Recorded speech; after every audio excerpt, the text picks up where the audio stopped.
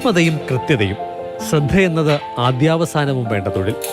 അച്ചിൽ തിരികൾ ക്രമീകരിച്ച് ഉരുക്കി മെഴുകി നിറച്ച് തണുപ്പിച്ചെടുക്കുമ്പോൾ അത് പ്രകാശം പകരാൻ പര്യാപ്തമായതൊന്നായി മാറുകയാണ്. സ്വയം ഉരുകി ദൈവമായി മാറുന്നതൊന്ന്. 25 വർഷം പൂർത്തിയാക്കുന്ന പ്രകാശധാരയ്ക്കൊപ്പം നടക്കുകയായിരുന്നു വികാസ് ജോസഫ്. 50% ഓട്ടിസത്തിന്റെ നില.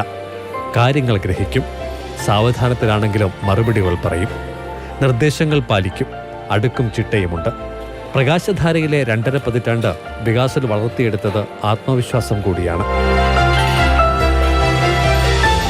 മെഴുകുതിരി ഉണ്ടാക്കും, പിന്നെ നിറയെ പൂക്കളൊക്കെ ഉണ്ടാക്കും, പിന്നെ പേപ്പർ ക്യാരി ബാഗ്, പത്രം വെച്ച്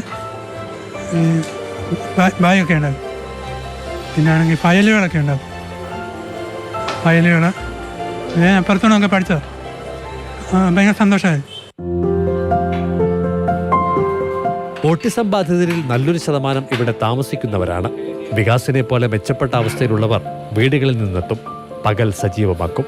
വീടുകളിൽ നിന്നും വേറിട്ട അന്തരീക്ഷം, പുതിയ കാഴ്ചകൾ, അനുഭവങ്ങൾ, മാനസിക ഉല്ലാസം കൂടി അത് പകരുന്നുണ്ട്. വിവിധങ്ങളായ ഭിന്നശേഷി അങ്ങനെയുള്ള അവസ്ഥ വരുമ്പോൾ ഏറ്റവും കൂടുതൽ പ്രയാസപ്പെടുന്നത് മാതാപിതാക്കളാണ്. അങ്ങനെയുള്ളവർക്ക് ഈ ഏർലി ഇൻ്റർവെൻഷൻ എന്ന് പറഞ്ഞാൽ നേരത്തെ തന്നെ ഈ കുട്ടികളെ ഈ പ്രയാസങ്ങളൊക്കെ ഒന്ന് കണ്ടെത്തി അതിനനുയോജ്യമായിട്ടുള്ള വിവിധ തെറാപ്പികളോടൊപ്പം ഈ പരിശീലനമൊക്കെ ഒന്ന് നൽകിയാൽ ഏറെക്കുറെ ഒരു നോർമൽ അവസ്ഥയിലേക്ക് കൊണ്ടുവരാനായിട്ട് സാധിക്കും. ഓർത്തഡോക്സ് സഭ തുമ്പമൺ ഭദ്രാസന മേൽനോട്ടത്തിൽ പ്രവർത്തിക്കുന്ന പ്രകാശധാരയിൽ ഭിന്നശേഷിക്കാരായ 65 പേരാണ് പഠന പരിശീലന പ്രവർത്തനങ്ങളുടെ ഭാഗമാകുന്നത്. മാതൃഭൂമി ന്യൂസ്, പത്തനംതിട്ട.